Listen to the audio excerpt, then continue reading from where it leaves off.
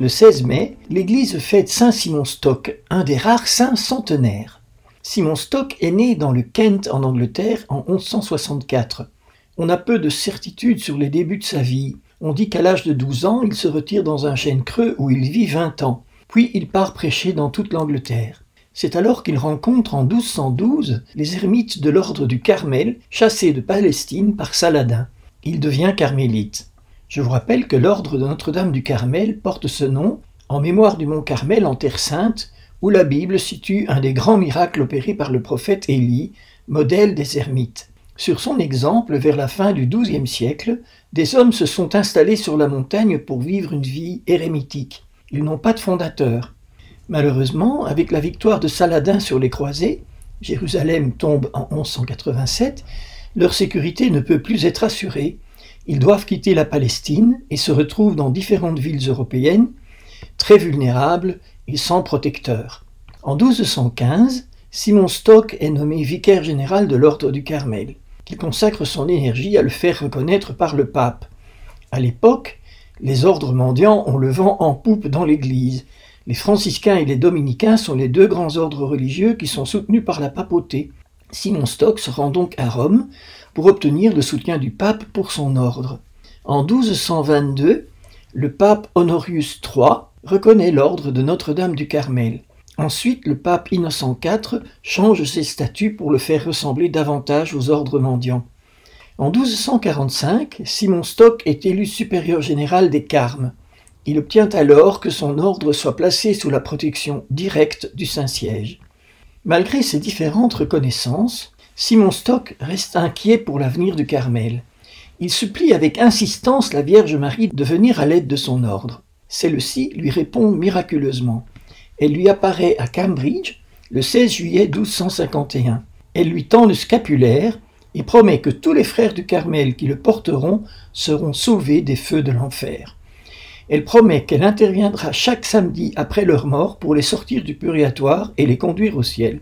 C'est ce qu'on appelle le privilège sabbatin, qui vient du mot sabbat, samedi. Cette vision de Simon Stock est confirmée par une autre vision accordée par Marie à Jean d'Huez, qui deviendra le pape Jean XXII. Elle lui dit « Quiconque entrera dans cet ordre et observera dévotement ce genre de vie sera sauvé éternellement et délivré de la peine et de la coulpe. Et si au jour de leur passage en l'autre vie, ils sont amenés au purgatoire, moi, la mère de la grâce, je descendrai le samedi au purgatoire après leur mort, et je délivrerai ceux que j'y trouverai et les ramènerai à la montagne et à la vie éternelle. » Le scapulaire dont il est question ici est le scapulaire monastique, constitué d'une grande bande de tissu portée à l'avant et à l'arrière et que l'on retrouve aujourd'hui dans un grand nombre d'ordres monastiques. Pour les carmes, le scapulaire est marron. Il y a aussi une version non monastique du scapulaire que beaucoup de personnes religieuses ou laïques portent sous leurs vêtements. C'est un sacramental, comme le sont le signe de la croix, les croix de nos maisons, l'eau bénite, le buis béni, le chapelet, la médaille miraculeuse, les centres du mercredi des cendres, et ainsi de suite. Le scapulaire a eu beaucoup d'opposants, y compris dans l'ordre du Carmel lui-même. L'argument principal est que cela paraît trop simple. C'est trop beau pour être vrai. Il faut bien comprendre. Le scapulaire n'ouvre pas la porte du ciel comme par magie.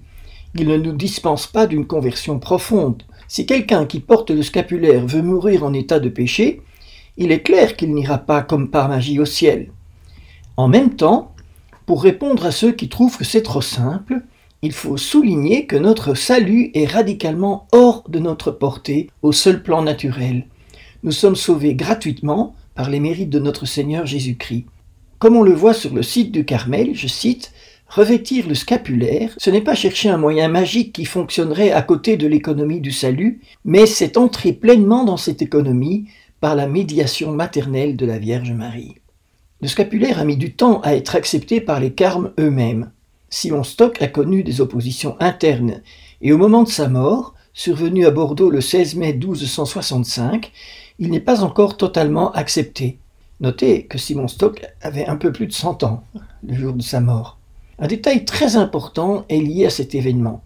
Ses dernières paroles avant de mourir furent une prière. « Sainte Marie, Mère de Dieu, priez pour nous pauvres pécheurs, maintenant et à l'heure de notre mort. » C'est pourquoi l'on attribue à saint Simon Stock, grand ami de la Vierge Marie, d'avoir complété la salutation angélique pour créer le « Je vous salue Marie » tel que nous le connaissons aujourd'hui. En fait, il a probablement emprunté cette prière au Sup Tuum, sous l'abri de ta miséricorde, la plus ancienne prière adressée à la Vierge Marie datant d'au moins le IIIe siècle. Toujours est-il qu'il a joué un grand rôle dans le développement de la dévotion mariale dans l'Église.